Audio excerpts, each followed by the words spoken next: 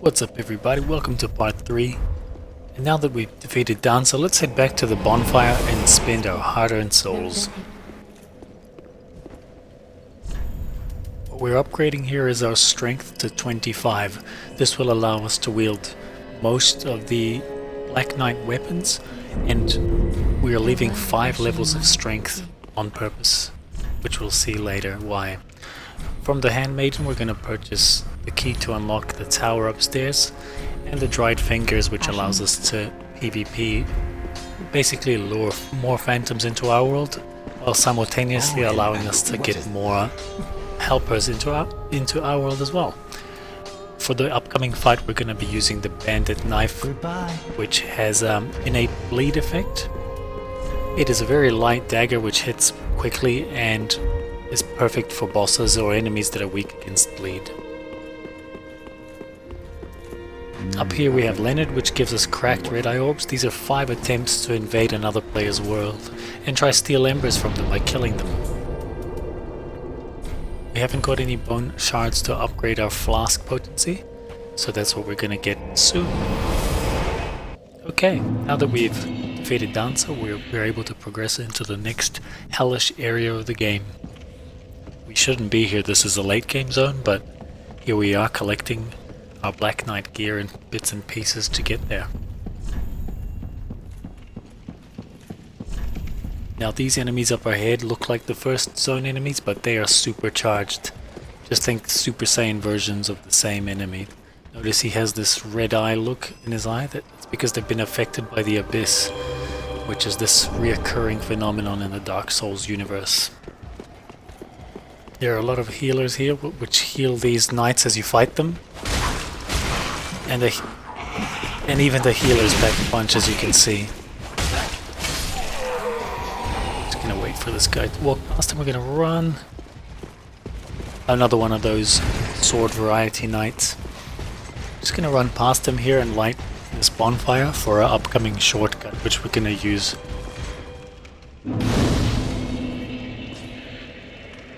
I'm gonna show you guys just how strong these upgraded versions of enemies are. See, I'll parry him here. Normally that does more than half health damage, but barely did a quarter here. And these guys hit like a truck, so be extremely careful. Now this particular knight is very useful if you want to farm souls, as well as collecting large Titanite shards, which are used to upgrade weapons once they're higher than +3 in the upgrade tree. So the way the basic weapons work is they use Titanite shards, large Titanite shards, and Titanite chunks to be upgraded to up to +10. But our Black Knight weapons use Twinkling Titanite, which is a special type of ore, and it allows them to go up to +5, which is the maximum.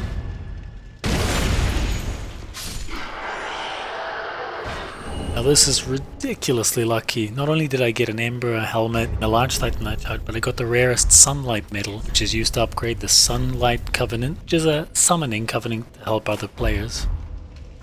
I'm not a big fan of the summoning covenants. I prefer to invade people, and that's why we're building this Black Knight, so we can invade people and look fashionable while we do it. On the right here we have a treasure chest, which I'm not going to collect. It's just the priest type light armor, but we're not going to use that. It's very useful if you want to do like a mage type build.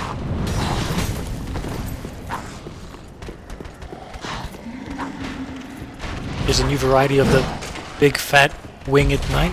He wields twin axes, which is a really cool weapon. If you like wielding 2 weapons at the same time, that axe is perfect. Now the reason we went up here is to pick up this Winged Knight Fat Boy set, which has extremely high defense. As you can see, it's better in every way than our current Knight set. And to pick up this rare Sacred Bloom Shield, which has extremely high magic resistance and a special type of parry. Not only does it parry normal moves, but it also, with this beautiful animation, can parry magic, deflecting it back at the user. Which means if you ever fight a player that throws sorceries at you, you can potentially parry them if you want. I'm gonna run back into this room and collect that item at the back, which is one of our Twinkling Titanites used to upgrade our future Black Knight weapons.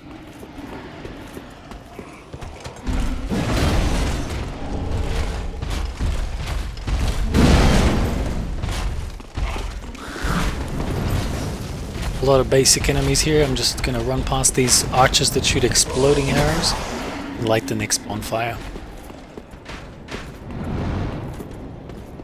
Oh look, we have a fanboy. Hey there, axe guy. Goodbye, axe guy. Up here on the bridge there are two dragons that they look like... Well, one looks like it's sleeping, but we're going to quickly drop down this bridge to pick up our first Estus upgrade, and those dragons wake up and basically annihilate anything on the bridge with their dragon breath attack. Drop down here, we can collect a Titanite chunk. If you remember, I mentioned this is used to upgrade weapons to up to +9, which with the final upgrade being a Titanite slab, which is like a big huge rock. Now here we have another Pus of Man variety. This is a supercharged version as well. If you want to dispose of these guys quickly, just backstab them before they transform, otherwise you'll go through hell like I just did.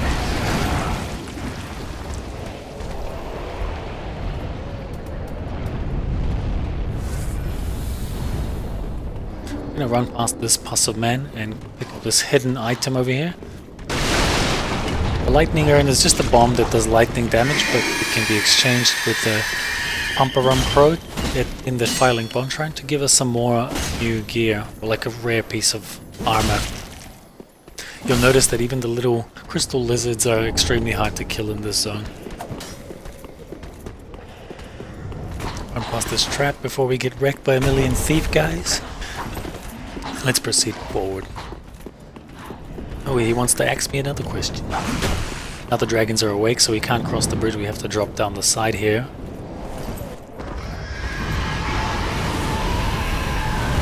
For some reason, that Pus of Man can reach through the wall. That's why I was hugging the wall on the left-hand side. I can't believe that hit me, but shit happens. Oh well.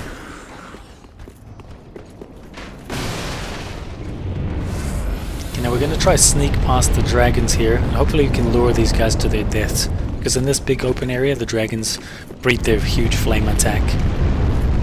Well, lucky for him they didn't. Oh well, let's keep going. Now the reason I'm running through this area is to open that big gate beneath the dragons so that we can have an easier shortcut into this zone for future reference. Some more souls, and if you see down there's a new knight variety wielding the Ultra Greatsword. This Ultra Greatsword is arguably one of the best Ultra Greatswords in the game, and getting hit by that guy now is probably certain death. Now, this is a shortcut that leads back to the Dancer bonfire, and we will be using that in future, so it's good to have the lift activated. I've got 2 empty ring slots, and I'm going to quickly equip this extra defense when my HP is low, just to be able to survive any hits that might one-shot me. It increases the chances of survival. Now this hidden alcove allows you to kill the dragon just by hitting its claw there on the right, and for some reason both dragons die. I'm not sure if that's intended for lore reasons or why, but it's useful.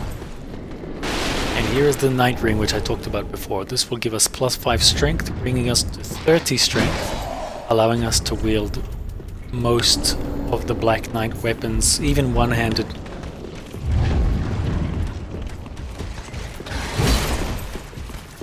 I'm going to unlock this shortcut door here, and on the left there we have the Sunlight Broken Statue, where you can pray and join the Sunlight Brotherhood, and participate in jolly cooperation with other players, helping them defeat bosses in their world. Now we're going to run like hell from that greatsword guy. And up in this area we're going to find a new type of ring, as well as this item discovery boosting item called the Rusted Coin, which allows us to farm items a little bit better. By popping on, we increase the item discovery, and that means monsters have a better chance of dropping whatever loot we're trying to farm. Now this is the other red tier star ring, similar to the blue tier star ring, which, unlike the defense boosting blue one, this one increases our attack by 30% when our HP gets extremely low. Really useful if you're doing a low level run and you barely survive one hit. Now we're going to go back to the bonfire.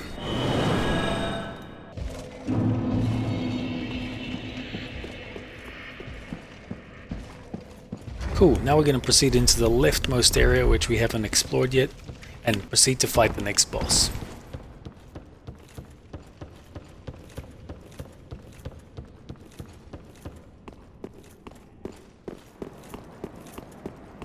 Welcome to the Consumed King's Garden and our first Cathedral Knight enemy wielding a great mace. I'll show you guys how to fight him at a lower level. So basically, you see he's got a great shield and a great mace. And by two-handing our sword, we're able to break his guard after 4 successive hits, allowing us to repost.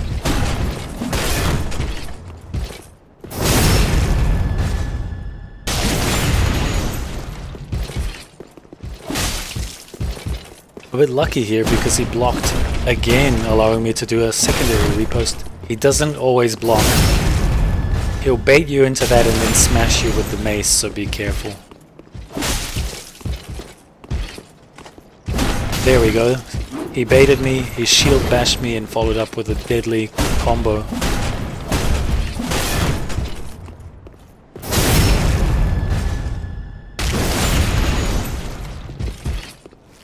I got off extremely easy there. He blocked way too much than he does normally, but thanks for the free large Titanite shard. Now as we go down this lift, we're going to drop off halfway mark, which is a secret floor, to pick up another key item. And here we have an Estus shard, which gives us a +1 drink. Really useful now because we're fighting bosses that will be kicking our ass and we need every Estus flask we can get. Down here, if you see that mist stuff, that's a big toxic pool. A toxic is a stronger variety of poison, which we haven't encountered yet. If that meter fills up to full, we won't have anything to heal the toxic with. We're pretty much screwed unless we teleport back. Quickly stun this guy and make my way to the right here to unlock the shortcut of the zone. Another secret lift. Thank God the Possum Man didn't follow me in. I use this shortcut a lot when I'm fighting Osiris, and every time I die I don't have to run through the area again. I can just use this little shortcut, run straight to the boss room and fight him again. Now we're sitting at level 30, which is the most popular level to be for PvP action early in the game. The zone is full of these little thief guys. Not today, buddy. Even he has invincibility frames getting up, which is annoying. And you might remember this door. This is the door right next to that Cathedral Knight we fought with Great Shield and the Great Mace. Okay, now we've unlocked the shortcut, and I'm going to warp back to the bonfire and use that shard that we picked up under the Dragon Bridge. And go to the smith and get our Estus upgraded to give us 1 extra drink. So you may notice now the Estus flask is +1, meaning it will heal more health per chug. Now let's equip our new bandit knife, and if you ever look in the top right you may have noticed I was over 70% in terms of weight ratio. You never want to cross 70%. You want to stay under 70 so that you can roll normally, because otherwise you'll fat roll, and fat rolling is certain death. It has way less invincibility frames.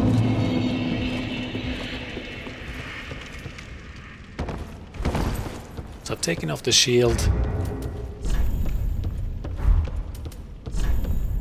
And I don't think we'll be needing the katana. We'll just fight him with the bandit knife because it just hits faster and accumulates bleed quicker, proccing the bleed extra damage on the boss, similarly to the dancer. Get the hell out of my way, boy.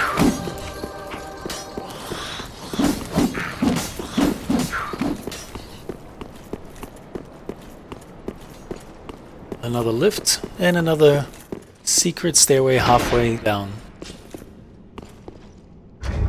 So now I'm going to equip that Winged Knight leggings just for extra damage absorption. You may have seen that it showed as blue, meaning it was better for every type of defense. So we won't be needing the katana here. It hits too slow and builds bleed way too slow. We're just going to use the bandit knife. Let's roll off here. Might as well equip this hilarious Wing Knight helmet, which has this fatty smirk.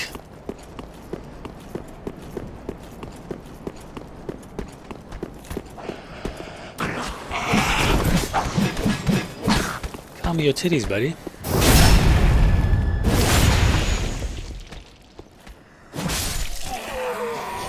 That's the end of that chapter. Okay, now we're up to the boss room with 2 Cathedral Knights wielding a new type of Ultra Greatsword. These guys love to delay their attacks and have extremely high poise, just like that. And they're a massive pain in the ass to fight, because backstabbing them is difficult. Yay, next boss. Welcome to Cyrus the Consumed King, aka Snoop Dogg. To me, I don't know why, he just resembles Snoop Dogg. He's got the dog face, he's got the long slender limbs, he's got his pimp stick, and he even does a weed attack as well. The actual lore behind this guy is he's a king. He wanted to transcend into becoming a dragon, but in the process he went mad. He clutches an invisible baby called Ocelot. So he kind of lost his mind trying to become this dragon. Ocelot being his, I think his child, if you read the lore.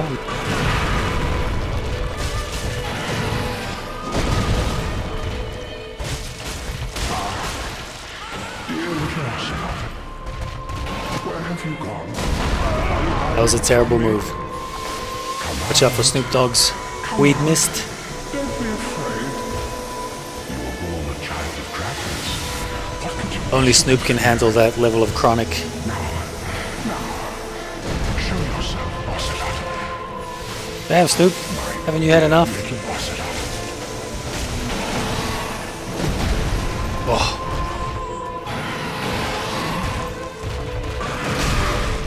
That attack always hits me. He loves to bait you into rolling and then slam you with his pimp stick.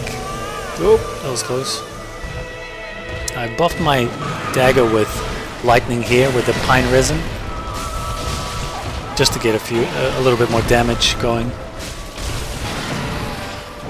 Unlike most bosses, this boss will go into stage 2 really early into the fight. Usually it's about half health. He goes into it at 1/4 health lost. There we go. Now, he's in his ball sack stage now, flashing his ball sacks at you on all fours.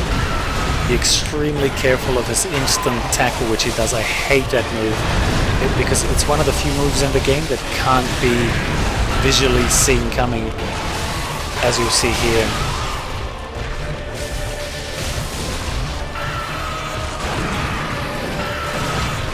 That's the invincible instant tackle. He loves to spam it at the end of combos, but he sometimes just does it just to fuck with you. So there we go.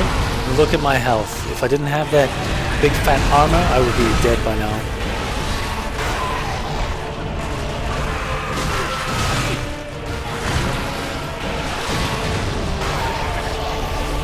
And I'm already out of Estus. Great.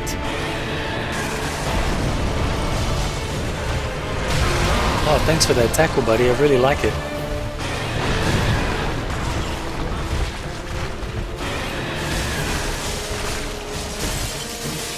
One more hit and we're dead, ladies and gentlemen. So I'm going to use this ember to get my health back up to full. Ember up. Whoa.